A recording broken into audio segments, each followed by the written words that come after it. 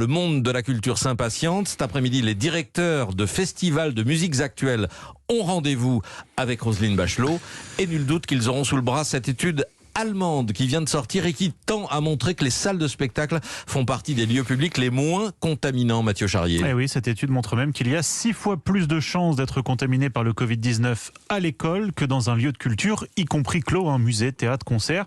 Une seule obligation, respecter les gestes barrières, à savoir le port du masque, la distanciation physique et une jauge de 30%. Alors si l'on rentre dans le détail, le professeur Martin Kriegel de l'Université technique de Berlin et l'ingénieur Anne Hartmann estiment que le fameux R, c'est-à-dire le risque de contamination par une personne malade, est de 0,5 dans les lieux culturels.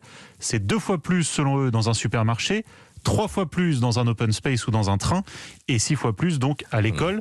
Les responsables de l'étude expliquent qu'en fait, dans ces espaces culturels, le public est souvent silencieux, il émet donc moins d'aérosols, vous savez, responsable de la majorité des contaminations, ce qui ne manque pas évidemment d'apporter des arguments au monde de la culture qui crie depuis des semaines sa volonté de rouvrir. Rappelons quand même qu'au-delà du risque de contamination, les autorités françaises justifient la fermeture des lieux de culture aussi par la volonté de réduire les brassages de population.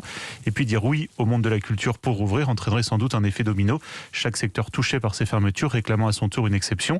Dernière précision, cette étude allemande ne prend pas en compte les nouvelles mutations du virus et leur probable plus grande contagiosité. Vous avez cité les théâtres, les cinémas, les concerts, supermarchés, cinéma, tout. Et les tribunaux. Ah, ça j'ai pas. Ah, c'est pas dans la liste. Ceci dit, on s'exprime peu dans le public d'un tribunal en principe. Ah oui, mais à l'audience. À oui. l'audience.